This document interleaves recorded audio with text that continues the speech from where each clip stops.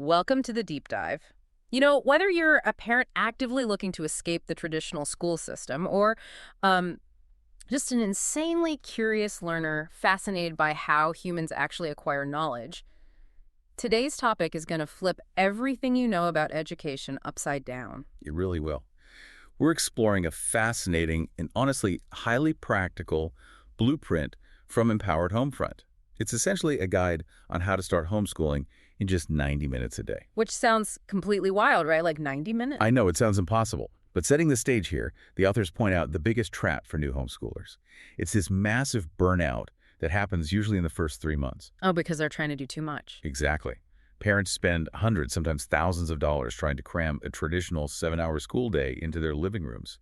And the underlying theme of our sources today is that we absolutely shouldn't be recreating a system that was, never built for a family of 3 or 4. Right. It requires a complete paradigm shift. Okay, let's unpack this. Because before we can look at what a homeschool day actually looks like, we kind of have to tear down the biggest myth causing that burnout, right? The idea that a parent needs to teach like 10 to 12 separate subjects. But naturally, my pushback, and I think any parent's pushback, is if a parent just cuts out 8 subjects, aren't they failing their kid? Right, that's the fear. Yeah, how can you possibly justify skipping science or history? It feels like trying to build a house, but deciding, you know what, we don't need a roof or plumbing. What's fascinating here is how the blueprint redefines what a subject even is. They introduced this concept of high-leverage skill engines from their usefulness first blueprint. High leverage skill engines, got it. Yeah, and they break it down into the core 4. Right. So that's math, read, write, and speak. Just those 4. Just those 4. Math is numbers and logic. Read is comprehension, taking information in. Write is building arguments. And speak is explaining or teaching back what you've learned. Okay, but to address that pushback directly, what about science and history? Well, you aren't skipping them at all. Science is literally just reading about the world, writing about experiments, and doing math to measure the results. Oh, wow. Okay. Right. And history is reading primary sources, writing about what happened, and speaking about why it matters. The core 4 are basically the gateways to learning everything else. That makes a lot of sense. They're the tools, not just the trivia. Exactly. And this isn't just some rogue theory they made up. The blueprint highlights OECD PIAMI ITA. What is the international testing standard, right? Yeah, exactly. The data shows that top-performing systems, like Singapore and Japan, they focus on mastery of fewer skills rather than spreading kids thin across a dozen subjects. Huh. Less is more. Totally. They also cite the National Reading Panel and the National Early Literacy Panel, which show how foundational literacy basically predicts all later academic success. And, Singapore's math framework focuses intensely on fluency and problem solving, not just memorizing 100 different topics. So the math on the time, if we break down the numbers for you listening, how do we get to 90 minutes? Well, if you spend just 10 to 20 minutes per core 4 skill. Okay, so 10 to 20 minutes for math, reading, writing, speaking. Right. That equals just 40 to 80 minutes of focused workday. That is literally how 90 minutes replaces 7 hours. That is wild. But, okay, now that we understand the math behind the 90 minutes of formal academics, it begs the question, how does that actually manifest in a busy house? Right, the reality of it. Yeah, transitioning from the theory of what to teach to the reality of what a day actually feels like. Because to me, it sounds like moving from a rigid factory assembly line to tending a garden. It's about rhythm, not a ticking clock. I love that analogy. But if kids aren't sitting at desks answering worksheets all day, what does school actually look like? Are we just letting them run wild? Well, no. The source material walks us through a real, completely unpolished Tuesday to show this. Okay, let's hear it. So it highlights the morning routine. The kids are making breakfast, which, by the way, involves learning steps and measuring ingredients. Practical fraction. Exactly. And then they do a 10-minute morning sweep. Each kid has 3 house tasks. Okay. This builds responsibility directly into their rhythm. Then they move to what the blueprint calls the invisible classroom. The invisible classroom. What is that? It's basically natural learning. The family sits down and reads a text together. In the example, they read a passage from the Daily Stoic and just discuss it. Wait, really? Just a discussion? Yeah. No checking boxes, no worksheets. It's just natural comprehension and communication. They're hitting the read and speak skills right there. That's incredibly relaxed. What happens next? Then they do their 5 daily tasks. And here's the big paradigm shift. The kids actually choose their own tasks. Oh, interesting. Like what? Well, one kid might work on gymnastics, another is reading the Tuttle Twins series, the oldest is editing a short video. Okay, I have to ask. Editing a video, how is that school? Because learning isn't just answering questions someone else wrote. The authors emphasize that learning is doing something hard and getting better at it. Video editing is project management, logic, pacing. It's highly useful. Right, that actually makes total sense when you frame it like that. So where do the core four come in? That happens in the brain food block. This is the focused work. And what's great is each kid moves at their own pace. Because they aren't tied to a whole classroom of kids. Exactly. Some use a visual timer and finish their math in 10 minutes. Others might take 20, but they get it done. And the ultimate payoff here, which I find just amazing, is that they are all done before lunch. Yep. Finish by noon. The afternoon is completely free for real work, play, Legos, big projects. Like the source mentions a daughter spending 2 whole days designing decorations for a father-daughter dance. Right, real-world application. Uh-huh. And there's this incredible, memorable detail from the source. Oh, the quote from the youngest child. Yes, so the youngest child visits a traditional school for an evaluation. He realizes his own work is usually done by noon, right? Yeah. So he looks around at all these kids sitting in classrooms in the middle of the afternoon, and he genuinely asks his mom, what do they do with the rest of the time? What do they do with the rest of the time? That is so profound. It really is. It shows how much time is just filler. Here's where it gets really interesting, though. So the family has their mornings doing this brain food, and afternoons are free. But how do they choose the style of that learning? Oh, right. Because if there's no set curriculum, how do parents avoid the paralysis of choice? I mean, if a parent decides to homeschool, they immediately drown in the Google spiral of jargon. Oh, the jargon is overwhelming. Classical, Charlotte Mason, unschooling. How do you avoid buying a $300 curriculum only to realize 2 weeks later it makes you and your kid miserable? If we connect this to the bigger picture, the sources explain that there isn't one right way to homeschool. There are actually over 15 methods. Wow, 15. Yeah, and they all exist on a spectrum based on a family's values. Yeah.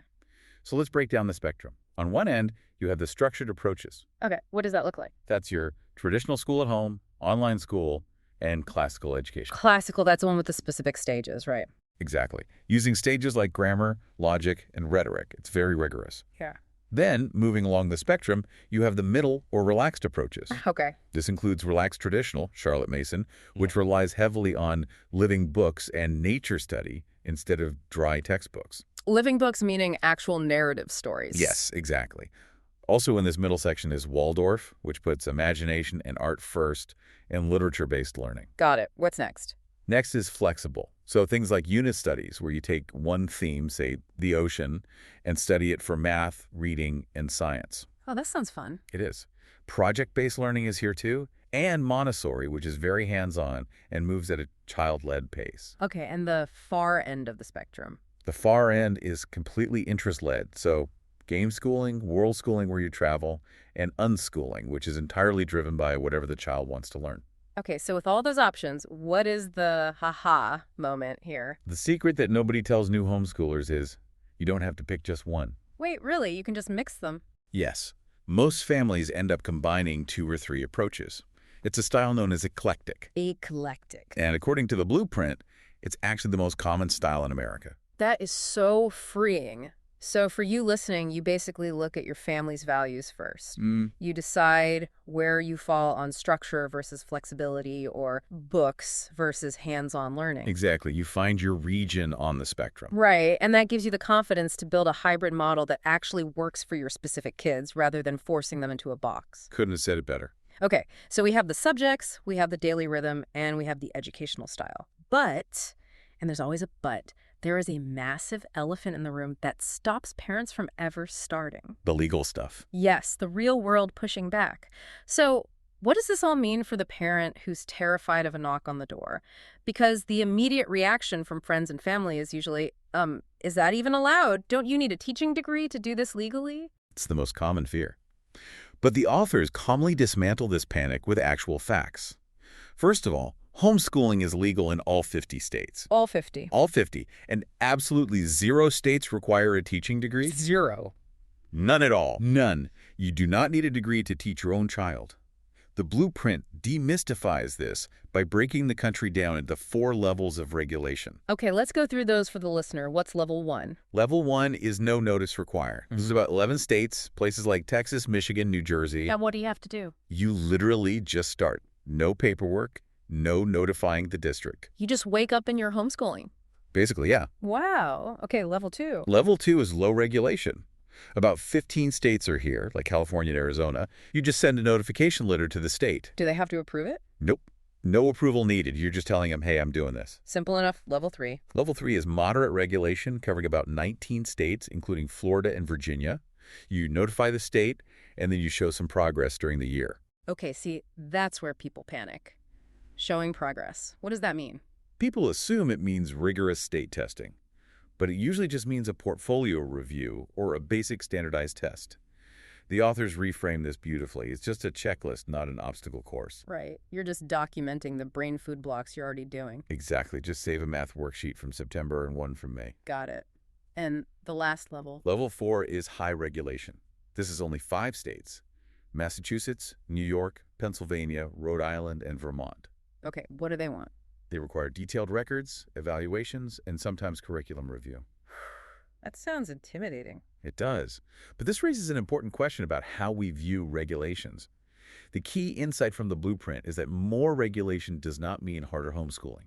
Really? Explain that. It just means more documentation. The actual learning, the 90 minutes, the core 4, the invisible classroom, that remains exactly the same. You just have to write it down more officially. Oh, I see. You're translating the natural learning into state speak. Spot on. And for anyone worried about their specific state, the sources point directly to hslda.org.